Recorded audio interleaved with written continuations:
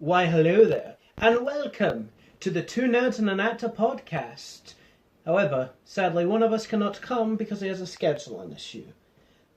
By that, he thinks having a girlfriend is more important, because I believe the thing he messaged me saying is, screw you on getting late, or something. I don't know. Anyway, I am one of your hosts, James, joined by Ryan Gilroy. And today we are going to be talking about random shit, because to say we don't plan stuff, that's an understatement. So, we both watched Captain Marvel. Oh yeah. And Absolutely loved it.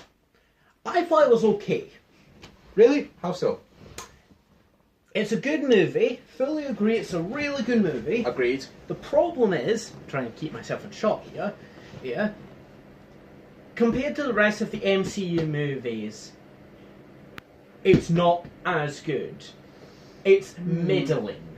It's middling for the MCU because the MCU has given us magnificent movies such as Thor Ragnarok, Guardians of the Galaxies, anything with Avengers in it, Captain America Winter Soldier, Captain America Civil War, Iron Man 1, Iron Man 3, and I will fight anyone who disagrees. I'll fight you in the streets. I will fight you in the beaches. He is actually serious. He'll do it. I've seen it before. Yes. Wasn't pretty. No. I feel bad for that guy. Maybe I should give him back his spleen. You think? He wasn't needing it, and I wanted to be like, Scorpion when he just went, finish him. Yeah, we took the difference was you took out his spleen, and Scorpion, he took out his frickin' heart. No, he took out the spine and skull. And that's supposed to be better? Yes. Well, no, it's not meant to be better. I'm correcting you. And that makes me feel good, because I want to insult you, because I am an asshole. You said, not me. Anyone who says I'm not an asshole makes no sense. But yeah, so I think Captain Marvel is it's a good movie, and I would say it's it's one of the best movies in the MCU if it wasn't the MCU. Yeah. That's the problem with me with the MCU. But one thing I do not like, and I really, really, really kind of annoys me, is FYI spoiler territory. Yes, warning right now. Spoilers ahead. For everything. Like, if you hear us talking about one thing you haven't seen, just skip any video now, because there will be... I cannot stop spoilers. Neither can I. Nick Fury's eye gets... Oh, the eye. Oh, the eye. They turned one of the best scenes in Captain America Winter Soldier into a gag. Yes.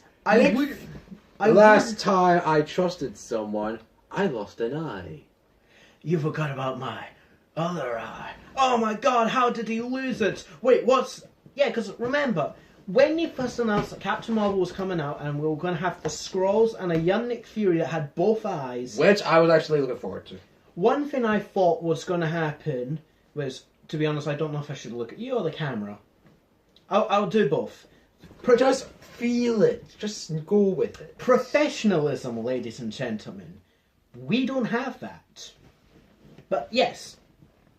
Fuck, where was I? Captain Marvel. Captain Marvel. When they announced that Captain Marvel was coming out and Nick Fury had both eyes on a Skrull, I was like, this was my idea. A Skrull portrayed... Nick Fury is portrayed by someone who turns out to be a Skrull. And that's how he loses his eye, and that's how you get the whole last time I trusted someone I lost an eye. Yep, and I would have actually been alright with that, and technically, they were halfway there. The director that Nick Fury met, who... Oh yeah, he turned out to be a Skrull. He turned out to be a Skrull because of the whole elevator of seeing that... Nicholas. Oh, I'll do this just like we did in Nirvana. Oh yeah, just like we did in Nirvana. I kind of like how they brought that scene back when Talos pretends to be a Korean. So it's like, just like in Nirvana. I kind of like that. Yeah. I'm probably saying the wrong place. But here's the thing. I'm an idiot. I don't care. He really doesn't. No. But yes, the most really well said lines in all the world ends up being a joke. Okay, here's the thing. I wouldn't mind the eye. I wouldn't mind, and if it was the cat that scratched at the eye because it's an alien cat and all that. Yeah, that's the spoiler. He loses his eye over a cat. Because it's like, oh, I knew the kiss. But see, the problem is, I wouldn't mind that if Winter Soldier hadn't given us such a great thing. That's the thing. If Winter Soldier didn't give us that fantastic, well, those two fantastic lines, last time I trusted someone I lost an eye, and the scene with my other eye, if we didn't have those two, I would be more forgiving. That's the problem. Yeah, we were like so tempted to see this epic battle, to figure out who actually betrayed him, to see this awesome clash of these two guys, and then in Captain Marvel, it just goes, it just depletes. To be honest, if we had done this podcast earlier, I was going to make a theory of this. Captain Marvel, Nick Fury, and someone else is with them during the whole road trip. They make friends, and then that guy turns out to be a Skrull. Yeah, doesn't even that would have been better. That also explains why Captain Marvel went away, because she couldn't trust humanity or anything. But she gave the pager to Nick Fury saying, in case of emergency calls me. FYI, post-credit scene. Infinity War? It's after Infinity War, probably right after, and they're still dealing with all the missing people. And then the beeper stops going, and it's like, oh, we don't even know who's on the other side. Oh, we need to find out, because Fury knew who it was. Black Widow turns around, and it's just Captain Marvel with a slightly different hair, a more gold outline on her suit, saying, "Where's Fury?" Bam! And yes, I like that. Yeah, I like that too. That is said to actually be one of the scenes in Avengers Endgame, like Doctor Strange's scene with Thor was actually in Thor Ragnarok. Yeah, and since we're talking about Endgame... Oh, yes. That transition bit, ladies and gentlemen, didn't even feel it. But anyway, Endgame. So, we've had 2 trailers come out. Yes. And a Super Bowl spot. Yes. Honestly, I am so looking forward to Endgame. I am absolutely... I mean, the first trailer, I was already excited enough as it was. And then when I saw the second one, I thought, okay, they're giving us something. I mean, Iron Man on the ship with his mask doing a pre-recording. Okay, I can roll with that. And then, bam! Super Bowl trailer gives us a really big picture. No, I think you have it the other way around. It was first trailer, then Super Bowl, then it. Right. We are both idiots, ladies and gentlemen. Yes, when you're definitely doing this in the evening, and not the afternoon in which we originally planned. I'm sorry. Who was watching Lightspeed Rescue? Hey, don't you diss Lightspeed Rescue. It is awesome. I'm not dissing Lightspeed Rescue, I'm dissing you. There is a difference. I'm only using Lightspeed Rescue as a reference. Anyway, but yeah. Okay, let's talk about some things we think is going to happen in Infinity War. Yes.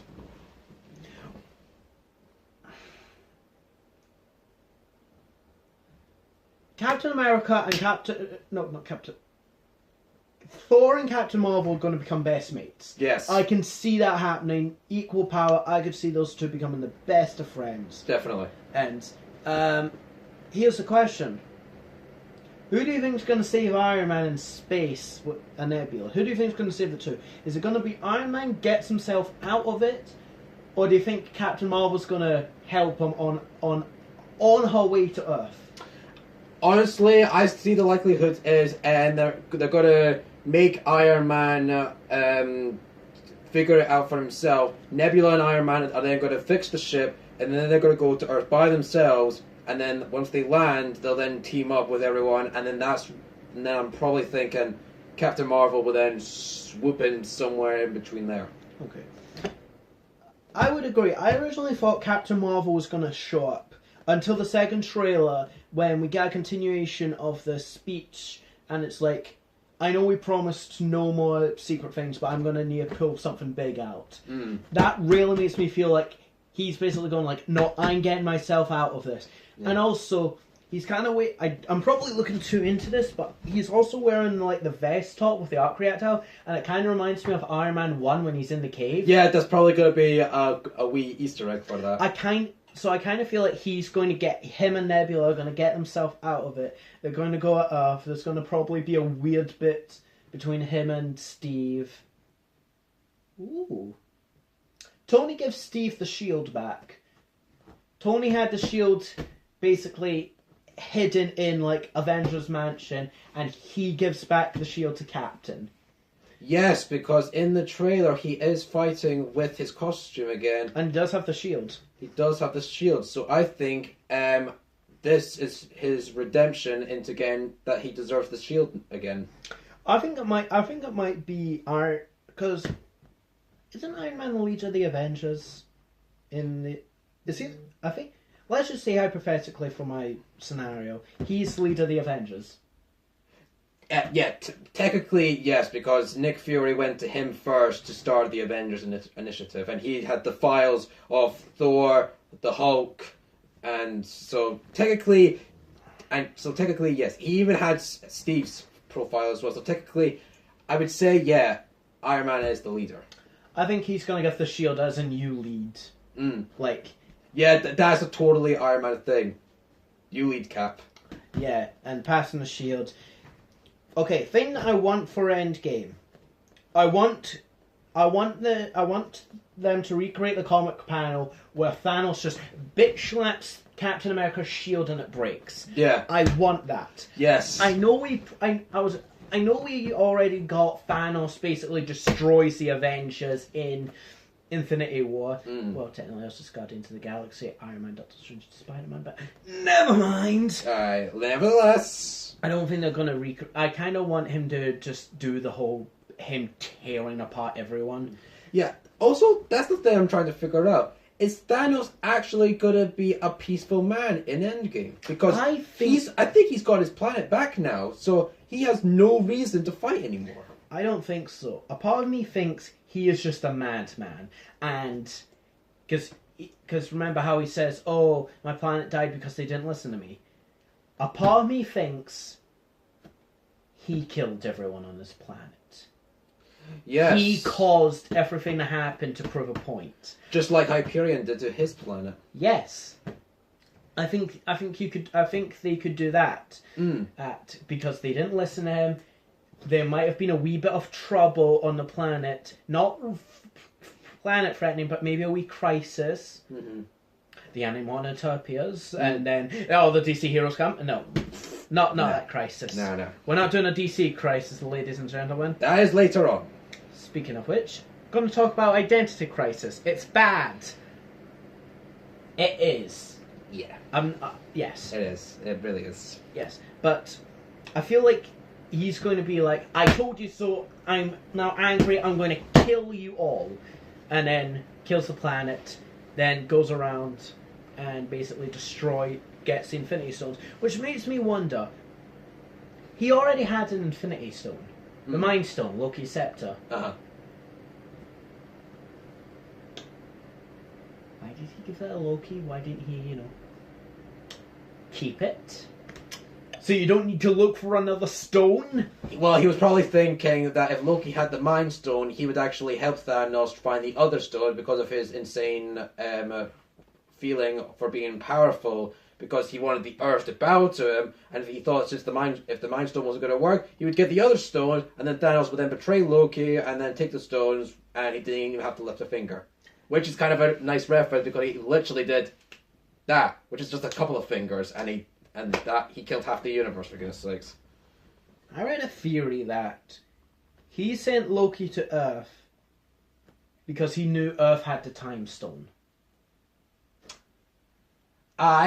That's a pretty good possibility as well. Also, he knew that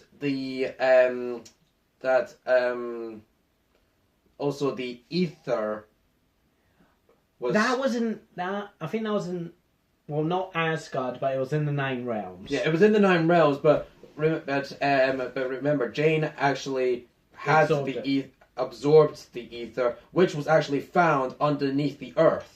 So Oh yeah, that was two. Yeah, two Infinity Stones. alright, so take a look. You're thinking about two Infinity Stones that were on the planet Earth. Hence why he sent Loki to go down there, because he had two of the stones in the exact same spot. And then if he got out, he would have three. And then what?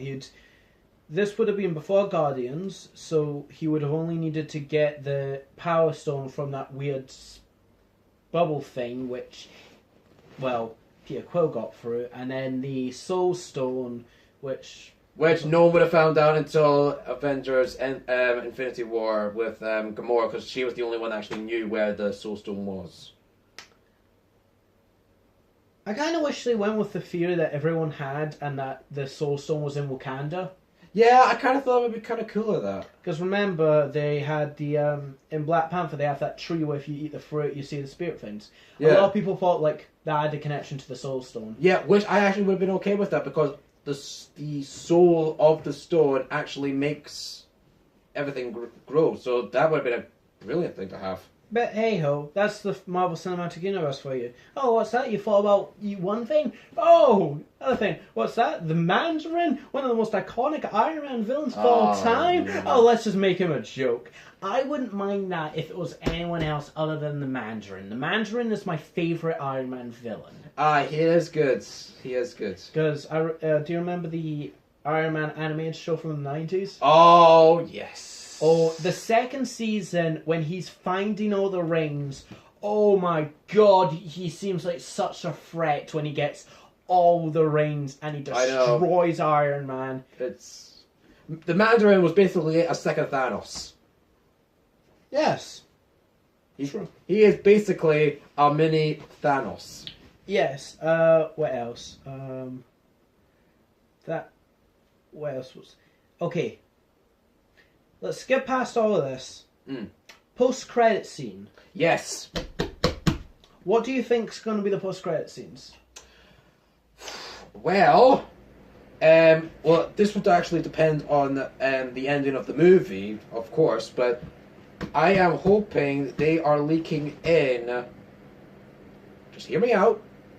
Just put it out there. Galactus. Okay. I see your Galactus, and I raise you this. If Captain America survives... Which we are hoping he is. Because there's a massive debate online of who's going to die. Is it going to be Tony or is it going to be Cap? And both of us have had our own theories. My theory is Captain America is the one that's going to die, because on the planet where Gamora died to get the Soul Stone, it kind of reminded me of the vision that Iron Man had when Scarlet Witch did that memory thing in Avengers Age of Ultron, and actually I think that some of that vision is actually going to come true, and Captain America is going to be the one that's going to be falling down on the Soul Stones planet. That's just my theory. And when I discussed this with you about it, I said they could do this. Captain America's shield gets broken, hopefully by the bitch slap app. Steve realizes it, and Cap's about the guy. Tony takes a shot, and then that somehow gives them enough time to, I don't know, take the gauntlet and then do a scene which, like, Cap gets the gauntlet and yells, "Avengers assemble," and then, like, all the Avengers who had been dusted come back, the Avengers theme is blaring, and it's just, yes! Aye, that would be epic. That is definitely epic as well. Because if you're going to yell Avengers Assemble, I think you should do it in this movie. Yeah, you got to do that. I mean, it's... Because I actually think this is going to be the last Avengers movie for the MCU, but I could be completely wrong. I could be completely out there. I think you're wrong. Aye. But anyway, my post-credit scene is, because we got on a tangent, if Captain America survives... or Iron Man, has to be one of those two. Needs to be a really big character. Yes, it has to be a very big one. He's talking to the heroes, they're laughing, he walks away, smiles, and then turns into a Skrull. Secret invasion. I would also accept Galactus. That would be kind of awesome as well. Although, the one thing I would kind of differ on, because thanks to Captain Marvel, we actually know the Skrulls are actually good guys. They can say there's some evil Skrulls. They can do what the comics did for the Kree Skrull War, because in the comics the Kree Skrull War was about who owned Earth. Those two species had a claim for basically planet Earth is ours. They went to war over it, and then all the heroes basically went, "Oi, we belong to none of yous." And in the Secret Invasion thing, the Skrull Empress got a prophecy basically saying when the Skrull planet is destroyed, because in the comics it was destroyed by Galactus. Yeah. You can also say for the Kree. When the Skrull planet is destroyed, the Skrulls will take over Earth. Yeah. You can do that. Skrull planet was destroyed. These French maniacs go to Earth and they take over as the big heroes, and we get Secret Invasion. Yeah. Yeah, I see that. Someone also thought we might get Secret Wars. I wouldn't mind a Secret Wars movie. I wouldn't either. I would actually be very interested in that. Okay. Who do you think the big bad for Phase 4 is going to be? Honestly, I'm kind of hoping that they finally finish off bringing in Adam Warlock, because in Guardians. Thank you. In Guardians of the Galaxy Volume 2, we now know that Adam Warlock is currently being created, and in the comics, he's the one that actually defeats Thanos. And got the gauntlet. And he has the Infinity Gauntlet, so there is a likelihood that we could get an Adam Warlock in. Plus, he actually does have an evil personality. The Magnus. Yes, inside of him. So I'm kind of thinking the Magnus is going to be the villain for Phase 4. Alright. Here's who I think. Quick reference. When we're filming this, is the Fox Disney deal has happened. Yes. Disney now own Fox.